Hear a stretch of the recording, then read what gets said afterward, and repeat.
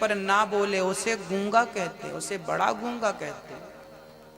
आपके सामने अत्याचार हो रहा है, आप सामर्थ्यवान, फिर भी आप चुप हैं, गूंगे हैं, इसका नाम गूंगा। पितामह भीष्म गूंगे हो गए। चाहते तो द्रौपदी को बचा सकते थे पितामह, लेकिन नहीं। परिणाम क्या हुआ? बाणों की सैया। जिसने द्रौपदी की साड़ी खींची थी, उतारनी चाहिए थी, बताइए उन सबका सर्वनाश हुआ कि नहीं? पर नारी पर जिसने दृष्टि डाली थी, बताइए सबका सर्वनाश हुआ कि नहीं? उस जमाने में भी सर्वनाश होता था उनका, जो पर नारी पर, दो लोगों ने पर नारी पर दृष्टि डाली थी। पहले तो थे कौरव, दूसरा था रावण। ये दोनों, मैं जानता हूं इन दोनों को, ये दोनों वो लोग हैं जिन्होंने पर नारी पर कुदृष्टि डाली। दोनों का सर्वनाश हुआ। कौरवों के वंश में भी पानी देने वाला नहीं बचा, और रावण के घर में भी रहा न को कुल रोव निहारा। इसलिए पर नारी पर दृष्टि मत डालो, पर नारी से दूर रहो, अन्यथा सर्वनाश निश्चित है, कोई नहीं बचा सकता। रावण तो इतना पावरफुल था, जिसके सामने देवता भी घुटने टेकते थे। कर जोरे सुर दिशिप विनीता, भ्रकुटी बिलोकत सकल सभीता। ऐसे रावण की भी नहीं चल पाई। इसलिए कहा है ना, कहा है कि जिसके कारण मरण हुआ, अति अति ना करना बंदे, इति तेरी हो जाएगी। बिन पंखों के पक्षी जैसी गति तेरी हो जाएगी। अति नहीं। पितामह भीष्म भगवान को देखकर नमस्कार करते स्तुति कर रहे हैं। इतिमति रूप कल्पिता वितृष्णा भगवत सात्वत पुंगवे विभूम्नि, स्वसुखमुपगते क्वचित् विहर्तुं प्रकृतिमुपेयुषि यद्भव प्रवाह। इतिमति रूप कल्पिता वितृष्णा भगवत सात्वत पुंगवे विभूम्नि। श्री पितामह भीष्म जी स्तुति कर रहे हैं और कहते हैं कि प्रभु इति मति रूप कल्प, अब मेरी मति की जो इच्छाएं हैं, तृष्णाएं हैं, मति की इच्छा मतलब बुद्धि की, मन की इच्छाएं हैं, वो इति हो गई है, मतलब उनका अंत। इति मति रूप कल्पित भगवत शाश्वत पुंगवे विभूम्नि। हे गोविंद, अब मुझे आपके चरण की भक्ति चाहिए और मैं आपके चरणों का भजन करता रहूं, बस प्रार्थना है। पांडवों को उपदेश देते हुए पितामह भीष्म ने कहा, पांडव कभी जीवन में बुरा मत करना, इन आंखों से बुरा मत देखना, बुरा मत सुनना, कभी वाणी बुरी मत बोलना। द्रौपदी को हंसी आ गई, मेरे पति को बड़ा उपदेश दे रहे हो पितामह। भरी सभा में जब मेरी लाज लुट रही थी तब आप खड़े थे, तब आपको क्या ज्ञान नहीं था कि बुरा नहीं देखना चाहिए? क्या तब आपको बोध नहीं था कि बुरा नहीं सुनना चाहिए? मैंने आपको पुकारा, चिट दी कन्हैया बोले, द्रौपदी तेने इतनी महंगी साड़ी इतने से खून के लिए बात फाड़ डाली क्यों? तब कहा था द्रौपदी ने, कन्हैया तेरे लिए एक साड़ी क्या, पूरा शरीर, पूरी जिंदगी समर्पित करनी पड़े तो मैं कर दूं, तू साड़ी की बात कर। भगवान ने कहा था, तूने साड़ी के जितने धागे मेरे कलाई पर बांधे हैं, समय आने में एक एक धागे की कीमत चुका। झोली फैलाते हैं भगवान के सामने, तो बताइए आपकी झोली भरता है कि नहीं? भरता है ना।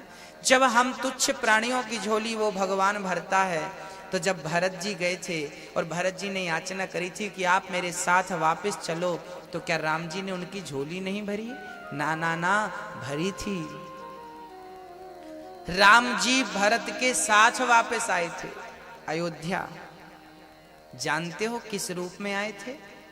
वो कभी खंबे से प्रकट होकर नरसिंह बन जाते हैं, कभी वामन बन के राजा बलि के द्वारे चले जाते हैं, कभी मोहिनी बन करके अमृत छीन लेते हैं, तो कभी धनवंतरी बन करके अमृत लेकर प्रकट हो जाते हैं, कभी कच्छप बन करके मंदराचल पर्वत को थाम लेते हैं, तो कभी वो बाराह बन करके हिरण्याक्ष को मार देते हैं। भगवान इतने अवतार धारण कर सकते हैं, तो भगवान को लगा आज अपने भाई के लिए क्यों ना खड़ाऊं का अवतार धारण कर लूं। तो भगवान ने खड़ाऊं का अवतार धारण कर लिया और राम खड़ाऊं के रूप में भरत के साथ चले। ये जो खड़ाऊं थी कौन थी? शीश पे खड़ाऊं, इसलिए भरत जी ने राम जी की खड़ाऊं राज सिंहासन पर रखी थी, है ना। एक भाई के लिए खड़ाऊं बनते हैं, तो एक बहन के लिए आज भगवान ने वस्त्र का अवतार धारण कर लिया। चीर बनकर खींचने लगे, दुशासन खींचता गया, ढेर लग गया। दुशासन बोला साड़ी बीच नारी है कि नारी बीच साड़ी है कि साड़ी ही की नारी है कि नारी ही की साड़ी है।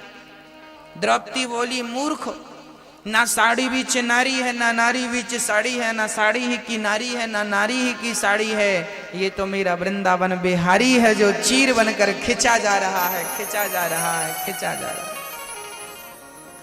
दुशासन पागल हो गया पर साड़ी को खींच नहीं सका। बचाने वाला भगवान है तो मारेगा कौन? इसलिए जमाने पर भरोसा मत करो, भगवान पर भरोसा करो। द्रौपदी ने भरोसा किया ना, चलो द्रौपदी का भगवान ने कल्याण किया। तदुपरांत भगवान द्वारिका गए, जहां पर भगवान का स्वागत सम्मान हुआ है। भगवान का स्वागत यथाउचित हुआ है, राजोचित स्वागत हुआ भगवान का। सारी द्वारिका के लोगों ने स्वागत किया। उसी समय परीक्षित जी का जन्म हो गया। उत्तरा के गर्भ से उन्होंने जन्म लिया। ब्राह्मणों ने स्वस्ति पाठ किया। विदुर जी महाराज ने देखा कि धृतराष्ट्र और गांधारी ये टुकड़ा खा रहे हैं। विदुर जी पहुंच गए, क्यों रे अंधे धृतराष्ट्र, तुझे अभी तक बोध नहीं हुआ? जिन पांडवों को तुमने मारना चाहा था उन्हीं का टुकड़ा खा रहे हो, तुम्हें शर्म नहीं आती? जब विदुर जी ने ज्ञान दिया धृतराष्ट्र और गांधारी को, तब विदुर जी महाराज के ज्ञान से धृतराष्ट्र की आंखें खुली और वो तुरंत घर परिवार को छोड़कर निकल पड़े। उसी संधि को जो विदुर जी ने ज्ञान दिया उसी को कहते हैं विदुर नीति। विदुर जी महाराज कल्याण कराते हैं धृतराष्ट्र गांधारी का। भगवान पूरी लीला समाप्त करके अर्जुन पांडव अब भगवान देखने आए हैं। परीक्षित को आशीर्वाद देकर गए और भगवान के पूरे 125 वर्ष हो गए। भगवान धराधाम को छोड़कर प्रस्थान करने लगे। उसी समय भगवान ने कहा अर्जुन मेरी पत्नियों को लेकर तुम चले जाओ।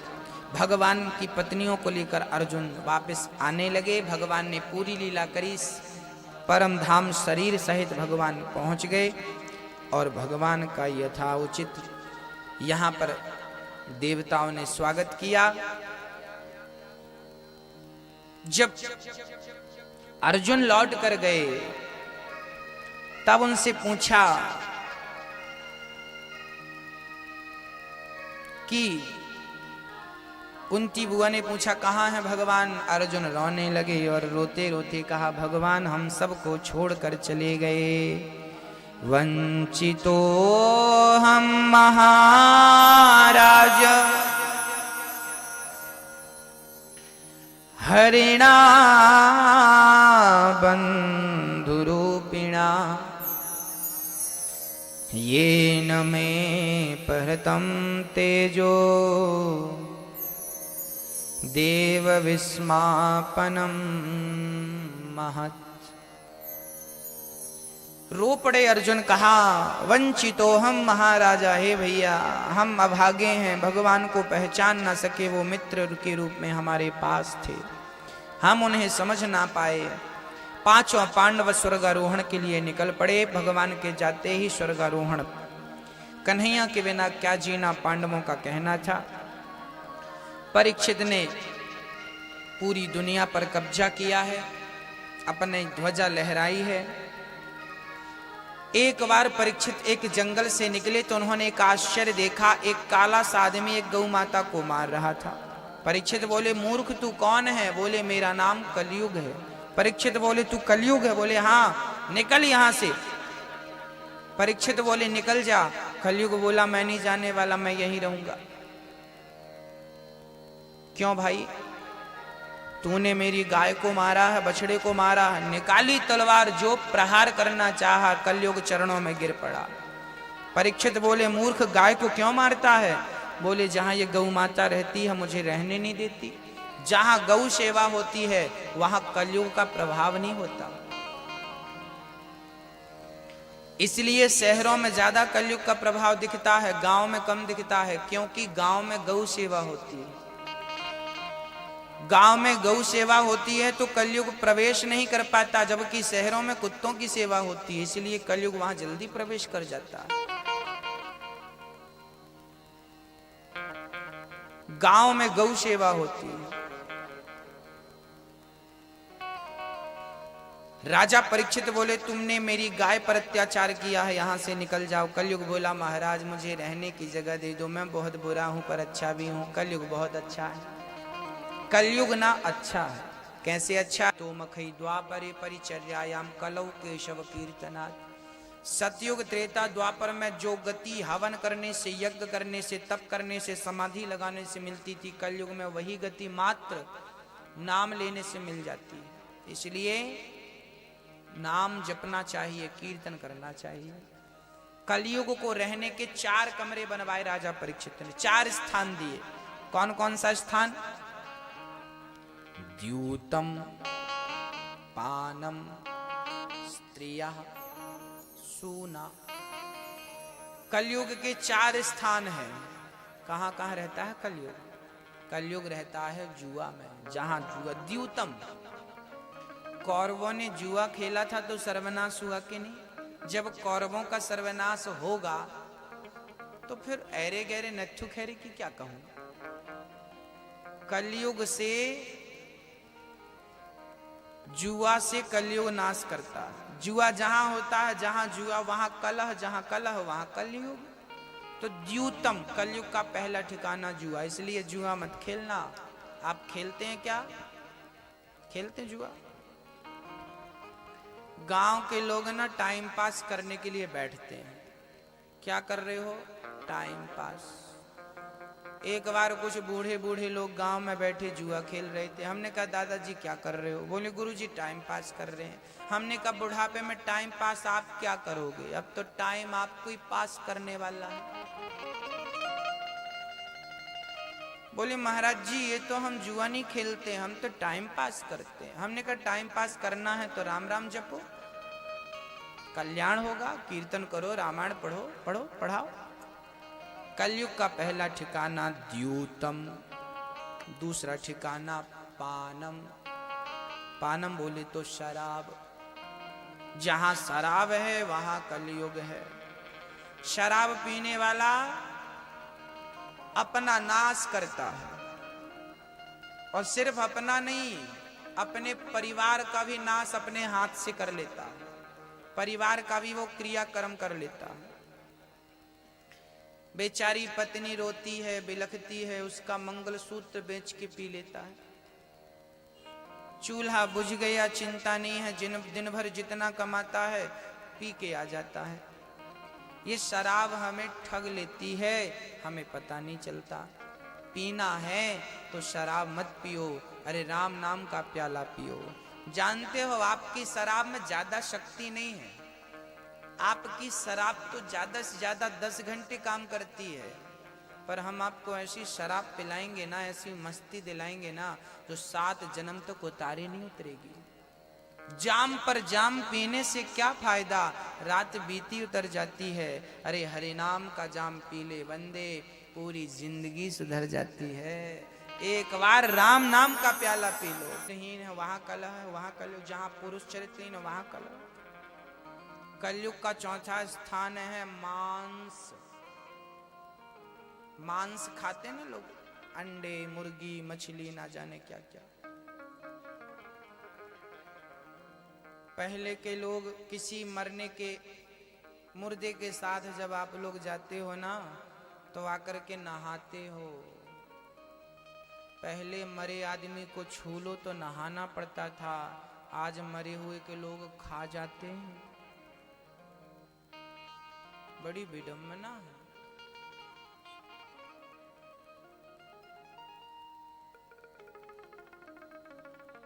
कलयुग तो आज उल्टी गंगा बहा रहा है। कलयुग है ना, मार करके खा जाते हैं। वाह, अगले जन्म में पता है ये लोग क्या बनते हैं? जो व्यक्ति मांस खाता है, रोटी नहीं, रोटी दी ना ईश्वर ने, खाओ रोटी पेट भर के, फल फूल खाओ। जो रोटी छोड़कर मांस भक्षण करता है, वो अगले जन्म में या तो सुअर बनता है या तो कुत्ता बनता है। मांस खाने वाला जीव बनता है। आपको क्या बनना पसंद है, देख लीजिए। कलयुग का 5वां स्थान राजा परीक्षित ने गोल्ड दे दिया, सोना। जहां मेहनत का धन है वहां कृष्ण है, जहां पाप का धन है वहां कलयुग है।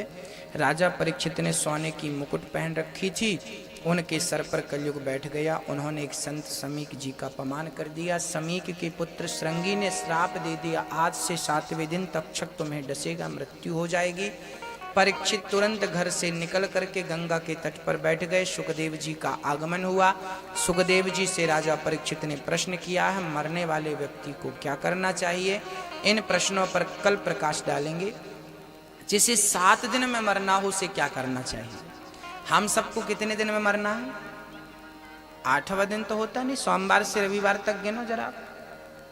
आप और हम सब 7 दिन के मेहमान हैं। सोमवार को पैदा भय, मंगलवार को मर गए।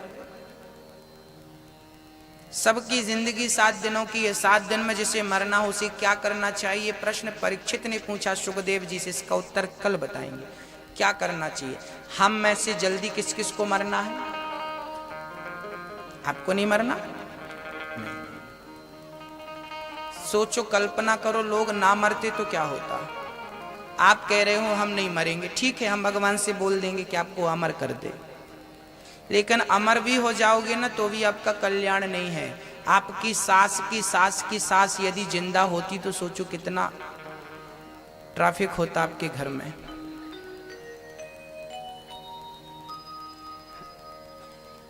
सोचो कोई मरता ना तो आज भी आपकी सास की सास की सास की सास जिंदा होती तो एक सास 5वें नंबर की सास थोड़ा खिसकना, 4थे नंबर की सास को जगह नहीं है।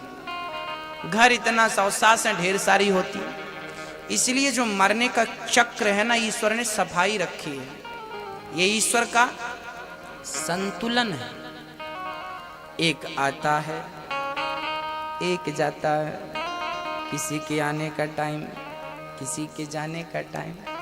सासू माँ का टाइम हो गया, चली गई, तब तक नाती बाबा आ गया। एक चढ़ता है ट्रेन में, एक उतरता है। ये जिंदगी गाड़ी है, ट्रेन है। ट्रेन रुकी तो कुछ उतर जाते हैं और कुछ, जिसका समय आ गया उतर गया, जिसका समय आ गया। अब जब अपना समय आएगा तो अपन उतर जाएंगे। अभी तो जिसका समय आएगा वो चढ़ेगा। आना जाना लगा है, जिंदगी है। 7 दिन में मरना है। मरते तो सब हैं, पर कबीर जी कहते हैं, कबीरा जब पैदा भई जग हंसे हम रोए, करनी ऐसी कर चलो हम हंसे जग रोए। ज्यादा जीना अच्छा नहीं है, कम जियो। थोड़ी सी जिंदगी हो, लेकिन थोड़ी सी जिंदगी में भी काम बहुत अच्छे हो जाए, तब तो जिंदगी सफल है। और बहुत जिया पर काम धाम कुछ किया नहीं, बस बैठा बैठा खाया। तो इन लोगों से तो महंगाई बढ़ जाती है। हाँ, कुछ करना धरना है नहीं, बस खाना है इतना सारा। इन लोगों ने महंगाई बढ़ा रखी। इसलिए स्वामी विवेकानंद जी एक कम 40 साल की उम्र में तो चले गए। आपसे छोटे थे विवेकानंद जी, एक कम 40 वर्ष के थे। देखो आज दुनिया जानती, और आप 80 साल के हो गए, बाजू वाले गांव वाले नहीं जानते। तो बहुत जीना, बहुत उम्र पा लेना बड़ी बात नहीं है। थोड़ी सी जिंदगी में बहुत बड़े काम कर लेना बहुत बड़ी बात है। बहुत अच्छे काम कर लेना बहुत बड़ी बात है। जैसे आज इस गांव में भागवत हो रही है। हाँ, आज ये मैया जी बैठी भागवत सुन रही हैं। आपके इस परिवार में ये भागवत हो रही है, तो परिवार का तो उद्धार होगा ही। सिर्फ परिवार का नहीं, पूरे गांव का और पूरे क्षेत्र का भागवत की कृपा से कल्याण हो जाएगा निश्चित है। ये भागवत कल्याणकारी है, सबका कल्याण करती है, सबके बिगड़े काम बनाती है। देखना इस बार आप लोगों की खेती बहुत अच्छी होगी, क्योंकि भागवत की कृपा बरसेगी ना, भागवत की कृपा होगी। इस बार आपके क्षेत्र में, आपके गांव में, आपके घर में खुशियां अधिक रहेंगी, क्योंकि जिस जगह पर भागवत पहुंच जाती हैं उस जगह पर गुलाब के बगीचे के पास से आप निकल जाओ, भले ना रुको, पर गुलाब की खुशबू मिलती है कि नहीं। ऐसे ही भागवत जहां होती है वहां का पूरा क्षेत्र भक्तिमय सुखमय हो जाता है भागवत की कृपा से। बोलिए भागवत भगवान की जय हो। परीक्षित ने प्रश्न किया है, 7 दिन में मरने वाले को क्या करना चाहिए। सुखदेव जी ने भगवान को नमस्कार करके सृष्टि का वर्णन सुनाया है। भगवान नारायण से ब्रह्मा हुए, ब्रह्मा ने मनुष्य रूपा को जन्म दिया। 12 भगवान ने पृथ्वी की स्थापना करी। मनु जी महाराज ने सृष्टि करी। 5 संतानें भई मनु जी की, 3 पुत्रियां, 2 पुत्र, आकुति, देवहूति, प्रसूति। आकुति के पुत्र हुए। आकुति का विवाह रुचि प्रजापति से हुआ, देवहूति का विवाह करदम जी से, प्रसूति का विवाह दक्ष प्रजापति से। दक्ष की छोटी पुत्री का नाम हुआ सती। सती का विवाह शिव से हुआ। सती बिना बुलाए पिता के यज्ञ में गई, जलकर भस्म हुई। ये प्रसंग मैं कल विस्तार से सुनाऊंगा। और वही सती पार्वती के रूप में जन्मी और शिव पार्वती का मंगल हुआ, विवाह हुआ। बोलिए शंकर भगवान की जय हो। कल हमने आपको जो कथा सुनाई, आज दूसरे दिन की कथा पूरी हुई। अपनी एक छोटी सी संस्था है भक्तों, जिसका नाम है श्री गौ गौरी गोपाल सेवा संस्था, जिसके द्वारा हम गरीब बेटियों का विवाह करने की कोशिश करते हैं गोविंद की कृपा से, श्याम सुंदर के आशीर्वाद से। साल में करीब 100 बेटियों का विवाह किया जाता है। जो असहाय हैं, दीन दुखी हैं, जिनके कोई करने वाले नहीं हैं, ऐसी बेटियों का विवाह है। लड़का लड़की उनके माँ बाप ढूंढ के ले आते हैं, केवल विवाह करके बहुत सारा धन धान्य देकर, दान दक्षिणा देकर उन्हें विदा किया जाता है। 100 बेटियों का विवाह साल में होता है। अभी दिसंबर की 30 तारीख को 12 बेटियों का विवाह था। उसके पहले वाली कथा में भी बेटियों का विवाह था। किसी कथा में 5 बेटियों का, किसी कथा में 12 बेटियों का, किसी कथा में 21 बेटियों का, तो किसी कथा में 51 बेटियों का विवाह, तो किसी कथा में 1 बेटी का। जितने जोड़े मिल जाते हैं उतने विवाह हो जाते हैं। आपके आसपास भी कोई ऐसे दीन दुखी लोग हों, बताइएगा, उनकी सेवा भी करेंगे। तो आप सभी भक्त जो दान करते हैं थोड़ा थोड़ा, इस दान से बेटियों की सेवाएं होती हैं। आप में से जिनको सेवाओं में भाग लेना हो, ले सकते हैं। आइए शिव जी के विवाह का दर्शन करते हैं। बोलिए शंकर भगवान।